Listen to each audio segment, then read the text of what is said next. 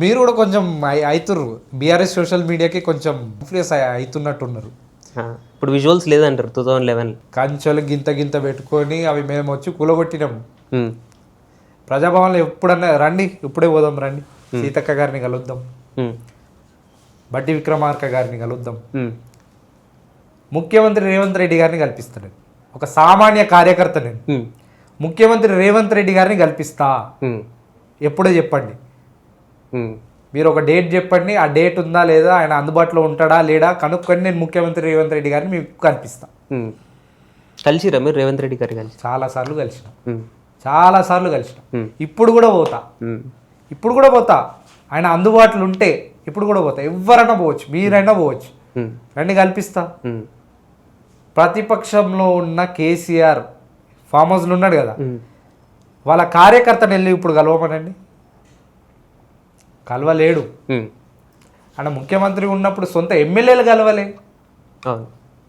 అదైతే ఒక్కొక్క సందర్భంలో చెప్తాడు, గంగుల కమలాకర్ రాజేందర్ పోతే వాళ్ళకి అపాయింట్మెంట్ ఇవ్వకపోతే, ఏందన్నా నువ్వు మినిస్టర్వి, నీకే అపాయింట్మెంట్ ఇవ్వకపోతే మా పరిస్థితి ఏందన్నా అన్నాడంట. అంత అహంకారం. సీఎం రేవంత్ రెడ్డి గారిని నేను ఇప్పుడే కల్పిస్తాను, మీరు ఒక డేట్ ఫిక్స్ కానీ ఆ డేట్ అందుబాటులో ఉంటే నేనే కల్పిస్తాను. ఒక సామాన్య కార్యకర్త కూడా ముఖ్యమంత్రి రేవంత్ రెడ్డి గారిని కలవచ్చు, సామాన్య ప్రజలు కూడా వెళ్ళి కలవచ్చు. ఆయన వింటాడు, కానీ పర్పస్, వెళ్ళినామా ఫోటో దిగినామా వచ్చినామా కాదు, పర్పస్. నీ ప్రాబ్లం ఏంది, ఏమన్నా సజెషన్ ఇవ్వాలనుకుంటున్నావా, చెప్పాలనుకుంటున్నావా, మాట్లాడాలనుకుంటున్నావా, ఆయన మాట్లాడతాడు, వింటాడు సమస్య, వెంబటనే దానికి పరిష్కారం కూడా చూపిస్తాడు. మీరు పర్సనల్గా కలిశారు కదా రేవంత్ రెడ్డి గారిని, ఆయన మనస్తత్వం ఎట్లా అంటే ఇప్పుడు, ఎందుకంటే బయట పబ్లిక్లో ఆయన పదజాలం పైన కానీ, ఆయన వే ఆఫ్ డెలివరీ డిపిక్షన్ పైన కానీ చాలా కామెంట్స్ వస్తాయి. ఇన్ పర్సన్ అట్లనే ఉంటారా? ముళ్ళుని ముళ్ళుతోనే తీయాలి. కేసీఆర్ భాషని ఆ భాషతోటే కొట్టాలి. అచ్చా, కేసీఆర్ భాష తెలుసు ఎట్లుంటుంది, ఆ భాషను ఆ భాష, ఈ భాషకి సాంప్రదాయ ఫస్ట్ స్టార్ట్ చేసింది కేసీఆర్. ఆ భాషను ఆ భాషతోటే కొట్టాలని మా ముఖ్యమంత్రి రేవంత్ రెడ్డి గారు. ఇంకొకటి, రేవంత్ రెడ్డి గారు ఎట్లుంటారంటే, ఇందాక నేను చెప్పినట్టు సామాన్యుడు వెళ్ళినా వాళ్ళ ఇంటి ముందుకు పోయి నిల్చో, ఏ బాడీ కానీ ఏంది సమస్య అంటారు. అది నిజమైన సమస్య అంటే, నువ్వు సమస్య పరిష్కారానికి వచ్చినావంటే వెళ్ళినాక మాట్లాడినాక వింటాడు.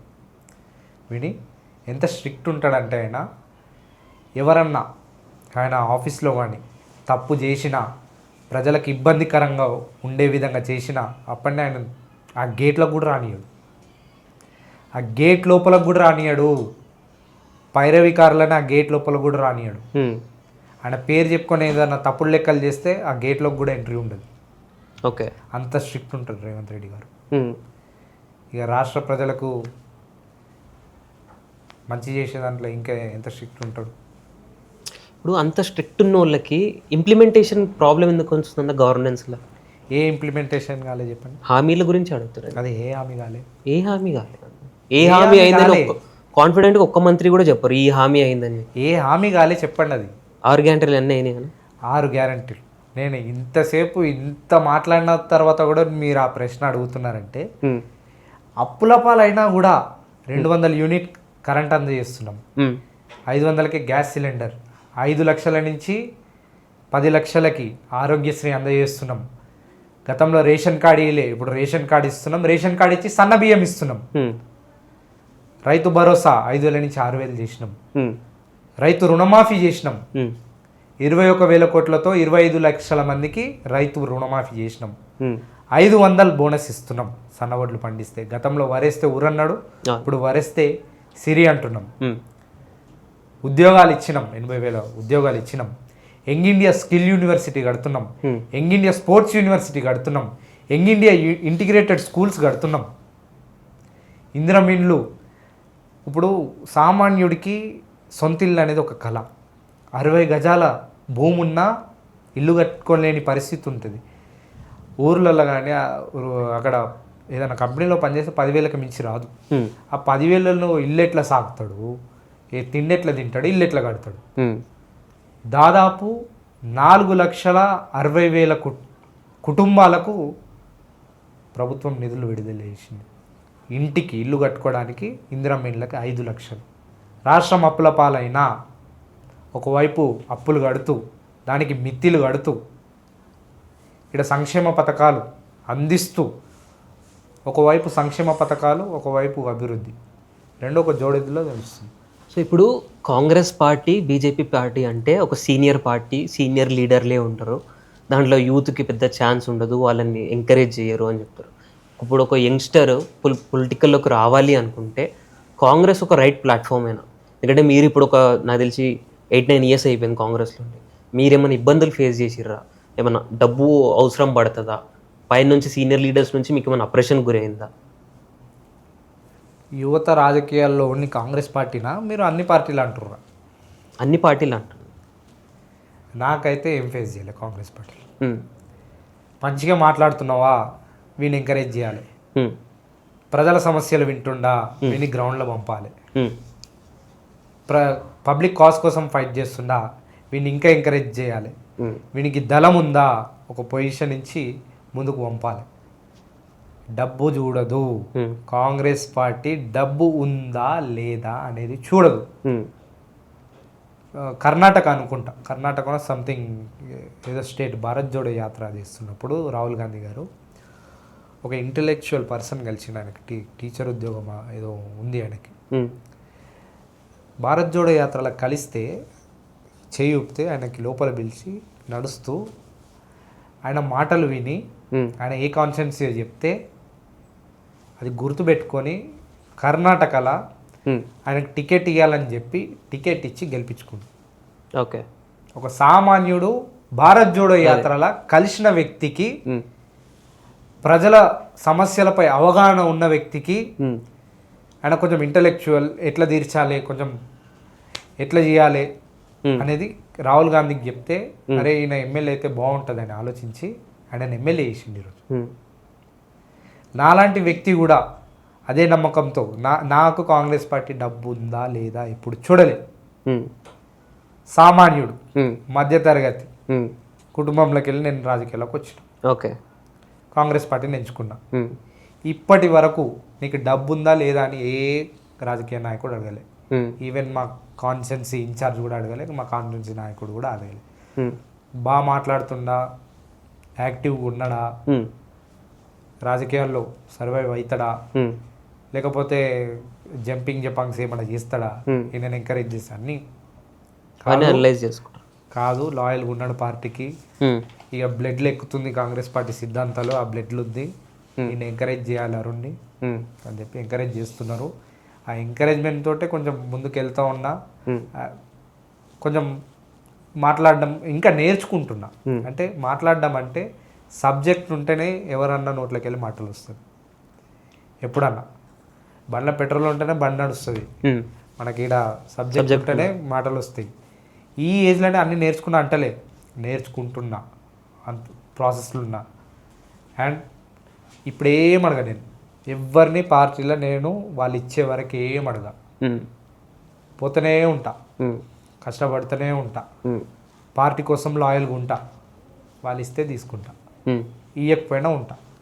పబ్లిక్ మనని ఆదరిస్తే, అభిమానిస్తే ఆటోమేటిక్గా పదవులే మనల్ని ఎత్తుక్కుంటూ వస్తాయి. ఓకే, నాది ఒకటే అండి, పదవుల ఎంబట నేను పడను, అవే నాది ఎంబట పడాలి. పబ్లిక్లు ఉంటా, ఇంకా క్షేత్రస్థాయిలో పూర్తిగా వెళ్ళలే, వెళ్తా, ఆదరిస్తారు, అభిమానిస్తారు. అక్కడికి వెళ్ళి ఒక లీడర్ తయారవ్వాలి, వాళ్ళే నన్ను లీడర్ తయారు చేయాలి. ఒక పొలిటీషియన్ గుండా, ఎందుకంటే పొలిటీషియన్ అనేది ఒక పొల్యూటెడ్ వర్డ్ అయిపోయింది. ఒక లీడర్ అని అనిపించుకుంటా, వాళ్ళే చెప్పాలి, వాళ్ళే తయారు చేయాలి. నేను అసలు కాంగ్రెస్ పార్టీని ఏం అడగా, కాంగ్రెస్ పార్టీకి లాయల్గా ఉంటా, ఒక విధేయుడు ఉంటా, కాంగ్రెస్ పార్టీ నన్ను గుర్తించి పదవులు ఇవ్వాలి. సో ఇప్పుడు సీఎం రేవంత్ రెడ్డి గారిది 99 days యాక్షన్ ప్లాన్ ఉంది కదండి. 99 days తర్వాత జిహెచ్ఎంసీ ఎలక్షన్స్ ఉంటాయి అని చెప్పి చర్చలు నడుస్తున్నాయి. ఒకవేళ మీకు కార్పొరేటర్ టికెట్ ఇస్తే మీరు మీ కార్పొరేషన్లో ఎట్లాంటి అభివృద్ధులు చూసాం అనుకుంటారు? మీకేమైనా యాక్షన్ ప్లాన్ ఉందా? సమస్యలు లేవని నేను చెప్పా. సమస్యలు ఎప్పుడు ఉండేటివి, నిరంతరం ప్రజాక్షేత్రంలో ఎవరికైనా సమస్యలు ఉంటాయి. రోడ్ సమస్యలు ఉంటాయి, డ్రైనేజ్ సమస్యలు ఉంటాయి, తాగునీటి సమస్యలు ఉంటాయి, అన్నీ ఉంటాయి. లేవని నేను అన్నా. అంతెందుకు మొన్న మల్లారెడ్డి అసెంబ్లీలో చెప్పిండు, అధ్యక్ష మాకు రోడ్లు లేవు, డ్రైనేజ్ లేవు, తాగడానికి నీళ్ళు లేవు, మా జవహర్ లాల్ డంపింగ్ యార్డ్ మొత్తం వాసన వస్తుంది అని మల్లారెడ్డి చెప్తాడు. మల్లారెడ్డియే వాళ్ళ హయాంలో ఏం పనులు కాలేవు, ఇన్ని సమస్యలు ఉన్నాయని చెప్పిండు. ఆ సమస్యలు మేము తీరుస్తాం, మీకు అండగా మేము ఉంటామని మా శ్రీధర్ బాబు గారు చెప్పారు. మా నియోజకవర్గంలో గతంలో అంటే ఈ 2 years బ్యాక్ రోడ్లు ఎలా ఉండే, ఇప్పుడు ఎలా ఉన్నాయి అనేది నేను చూపిస్తాను. ఓకే, గతంలో ఈ 2 years బిఫోర్ ప్రజలు సమస్యలు ఎట్లా ఫేస్ చేసారు, ఇప్పుడు ఎట్లా ఆనందంగా ఉన్నారో నేను చూపిస్తాను. ఈ 99 days యాక్షన్ ప్లాన్ ఏదైతే మా ముఖ్యమంత్రి రేవంత్ రెడ్డి గారు ప్రకటించారో, ఇందాక కూడా నేను మీ ఆఫీస్కి వస్తూ చూస్తూ ఉన్నా, ఈ ఫతేనగర్ బ్రిడ్జ్ దగ్గర కింద అక్కడ వర్క్ జరుగుతుంది. అక్కడ ఒక పెద్ద బ్యానర్ పెట్టారు జేసీబీ పక్కన, 99 days యాక్షన్ ప్లాన్ అని. దాంట్లో భాగంగా ఈ పని కొనసాగుతుందని. అంటే 99 days యాక్షన్ ప్లాన్ అనేది అక్కడ ఏదైతే సమస్యలు ఉందో గుర్తించి దాని పరిష్కారం దిశగా ముందడుగు వేస్తున్నాం మేము. సో ఇప్పుడు మీరు కాంగ్రెస్ యూత్ లీడర్, హైదరాబాద్లో మన ఏవైతే కాన్స్టిట్యున్సీస్ ఉన్నాయో దాంట్లో మెజారిటీ బీఆర్ఎస్ఏ వచ్చింది. అర్బన్ యూత్ సపోర్ట్ ఎక్కువ బీఆర్ఎస్కి ఉందని చెప్పి సోషల్ మీడియాలో కనిపిస్తుంది మనకు క్లియర్గా. అది కేవలం సోషల్ మీడియాలో ఉందా, ఆన్ గ్రౌండ్ డిఫరెంట్ ఏమైనా పర్స్పెక్టివ్ నడుస్తుందా? మీ కాన్స్టిట్యున్సీలో ఏముంది అసలు? యూత్ కాంగ్రెస్ సైడ్ ఉన్నారా, బీఆర్ఎస్ సైడ్ ఉన్నారా? ఇది మనం కాదనొద్దు. అర్బన్లో బీఆర్ఎస్ ఉండే, అధికారంలోకి వాళ్ళు 39 సీట్లతో గెలిచారు. ఈ రంగారెడ్డి జిల్లాలో ఒకటే కాంగ్రెస్ పార్టీ గెలిచింది, మిగతాదంతా బీఆర్ఎస్ పార్టీ గెలిచింది, కాదంటలేదు. ప్రజలందరూ బీఆర్ఎస్ వైపు ఉన్నారని మీరు చెప్తా ఉన్నారు. యూత్ అంతా బీఆర్ఎస్ వైపు ఓట్లు వేసారని మీరు చెప్తా ఉన్నారు. కాంగ్రెస్ పార్టీ అధికారంలోకి వచ్చిన తర్వాత, అందిస్తున్న సంక్షేమ పథకాలు చూసిన తర్వాత, చేస్తున్న అభివృద్ధి చూసిన తర్వాత పార్లమెంట్ ఎన్నికలు వచ్చింది. బీఆర్ఎస్ ఏడికి పోయింది? గుండు సున్నా. కర్తలకు కూడా చెప్తున్నా, హెల్దీ విమర్శనలు చేసుకుందాం, హెల్దీ పాలిటిక్స్ చేసుకుందాం, ఒక మెసేజ్ ఇద్దాం. మనం లేకపోతే రాజకీయాల్లో వచ్చి ఏం బికినట్టు ఒక మెసేజ్ ఇవ్వాలి. కార్యకర్తలు ఎప్పుడు కొట్టుకోకండి, జీవితాలు నాశనం చేసుకోకర్రి. రాజకీయాల్లో ప్రత్యర్థులు ఉంటారు, శత్రువులు కాదు. మనం ఏమైనా గుండాలా, రౌడీ షీటర్లా కొట్టుకోనికి పొడుచుకోనికి ఒక్కొక్కరు చంపుకుంటారు. యువత ఒక ఎజెండాతో రాజకీయాల్లోకి వచ్చి, యువత రాజకీయాల్లోకి రావాలి, ప్రజాసేవ చేయాలి, మన ఆలోచనను ప్రజలకు అర్థం చేయాలి, మంచిగా మాట్లాడాలి. ఒక గోల్తో వచ్చినప్పుడు రాజకీయాల్లోకి వచ్చి మా నాయకుడిని అంటారా, మీ నాయకుడిని అంటారా వచ్చి కొట్టుకుంటారు. అది కాదు, ఆ రాజకీయం కాదు మనం చేయాల్సింది. నాయకుడు ఎప్పుడు కొట్టుకోడండి. కార్యకర్తలు కూడా అట్లా చేయొద్దు. ఏ పార్టీ అన్నా కానీ, బీఆర్ఎస్ కానీ, బీజేపీ కానీ, కాంగ్రెస్ కానీ, ఎంఐఎం కానీ, ఏ పార్టీ అన్నా కానీ, నాయకులు ఒకటే. వాళ్ళ సిద్ధాంతపరంగా వేరు. తప్పు చేసినప్పుడు విమర్శ చేసుకుంటారు, ఆ విమర్శలు కామన్. మా నాయకుడు అన్నదా అని మేము కార్యకర్తలు ఎప్పుడు కొట్టుకోవద్దు. హెల్దీ పాలిటిక్స్ చేద్దాం, కలిసినామా షేక్ హ్యాండ్ ఇచ్చుకుందాం, మాట్లాడుకుందాం, నవ్వుతూ మాట్లాడుకుందాం, ఫ్రెండ్లీగా ఉందాం.